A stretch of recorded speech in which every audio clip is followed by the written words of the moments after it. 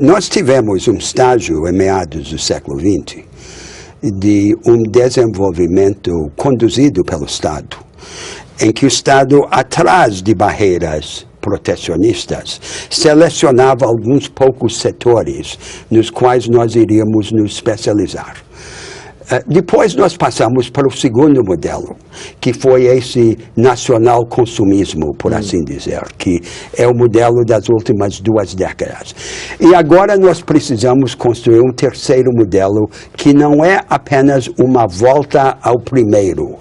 Este terceiro modelo tem que ser uma democratização radical das oportunidades econômicas e educativas.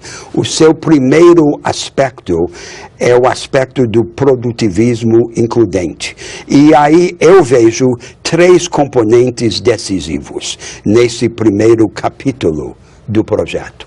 O primeiro componente é abrir em favor das empresas, sobretudo das pequenas e médias empresas, que são o agente econômico mais importante, o acesso ao crédito, à tecnologia avançada e às práticas avançadas. Quer dizer, nas economias maiores no mundo, as maiores empresas estão cercadas por uma periferia de empresas menores, porém vanguardistas. A nós, em geral, nos falta essa periferia vanguardista. A grande maioria das nossas empresas médias e pequenas estão atrás, numa retaguarda, num paradigma retrógrado, sem acesso às práticas e às tecnologias avançadas. Essa é a primeira tarefa. Agora, há uma segunda tarefa que tem a ver com o mundo das relações produtivas, as relações entre o capital e o trabalho. Nos últimos anos, diminuiu a informalidade na economia brasileira. Era 60%, agora é 40%. Mas, simultaneamente, aumentou dentro da economia formal a precarização.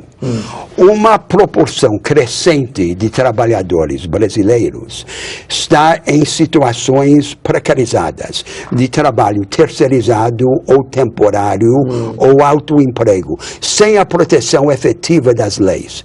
Isto é uma mudança profunda do paradigma de produção que está ocorrendo em todo o mundo. A questão é o seguinte: nós vamos permitir que a maioria dos trabalhadores brasileiros sejam jogados numa insegurança econômica radical, ou nós vamos resgatá-los, criando um novo regime de leis que protejam, representem e organizem esses trabalhadores precarizados. Qual seria a diferença em relação à CLT? A CLT é aquela representação tradicional do trabalho que prevaleceu em todo o mundo de meados do século XIX a meados do século XX. Uma força de trabalho estável, reunida em grandes unidades produtivas, sob a égide de grandes empresas. Isto vem sendo substituído, pouco a pouco, em todo o mundo, pela reorganização do trabalho na forma de redes de arranjos contratuais descentralizados, agora em nível global. Qual que é a diferença digamos, desse projeto de lei de terceirização? Esse projeto de terceirização que está no Congresso, sob o eufemismo neoliberal da flexibilidade, é abrir as portas para a insegurança econômica. O que eu estou pregando é algo diferente. É criar um regime de leis paralelo à CLT, complementar à CLT, que governe esse novo mundo de relações produtivas e nos impeça de jogar a maioria dos trabalhadores na insegurança econômica. Nós não podemos prosperar na CIF como uma China comendo gente. Nós temos que apostar na qualificação do trabalho e do trabalhador. Na calada da noite ontem, a maioria dos deputados federais brasileiros praticaram um atentado, mais um, violento contra os mínimos direitos dos trabalhadores.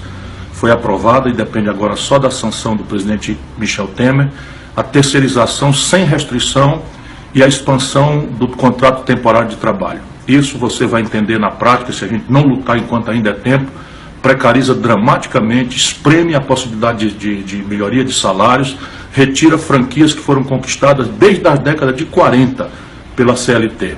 Nós precisamos nos mobilizar e lutar. Ainda dá tempo exigir que o senhor Michel Temer vete essa iniciativa que é hostil à grande maioria dos trabalhadores brasileiros e da nossa classe média.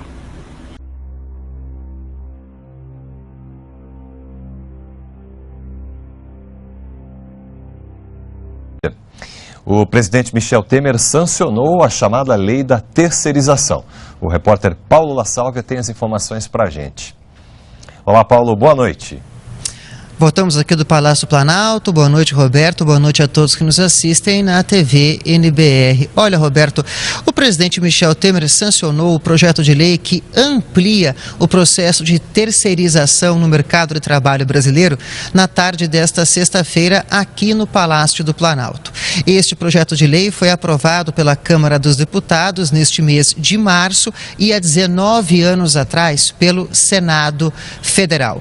O principal ponto do projeto, como eu acabei de dizer, é a ampliação da possibilidade de terceirização no mercado de trabalho. Até esta sexta-feira, antes da sanção do projeto pelo presidente Michel Temer, uma empresa poderia contratar outra empresa para prestar serviços apenas em suas atividades meio. Agora, com a sanção do projeto pelo presidente Michel Temer, uma empresa poderá contratar outra empresa para prestar serviços também nas atividades fim, ou seja, naquelas atividades para as quais a empresa foi originalmente criada.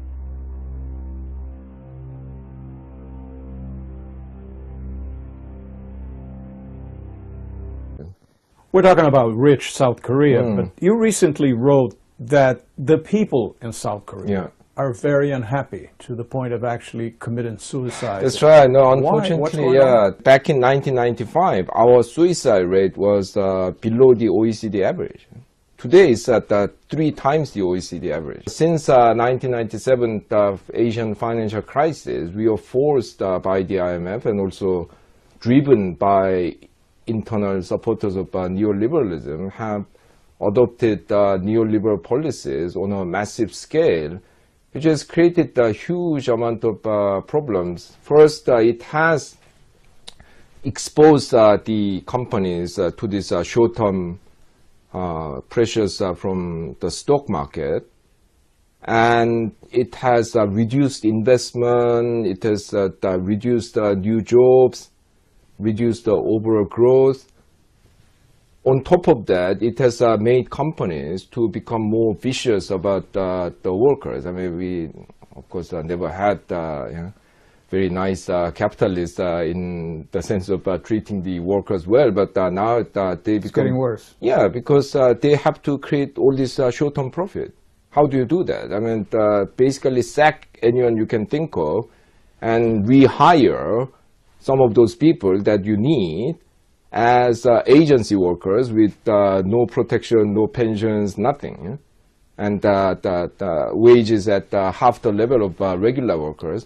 So now we have the highest rate of people without permanent job contract in the OECD. 60% of our workers do not have permanent contract. They are under immense pressure. No wonder they are unhappy. And that's where you got the suicides. Yeah. Do you think a bit of that, especially the suicides even, seem to be increasing in Europe under this austerity programs? Oh, absolutely, so yeah. I think it's a similar phenomenon. Yeah. No, you know, I mean, one unfortunate assumption in the standard economic model is that they assume that human beings are like any other commodity. So the conclusion is that you put more pressure, they'll produce more. But we are not like that. I mean, when you make people's life insecure instead of performing better, they get depressed, they become unhappy, and their productivity falls. So this is an unfortunate consequence of treating human beings as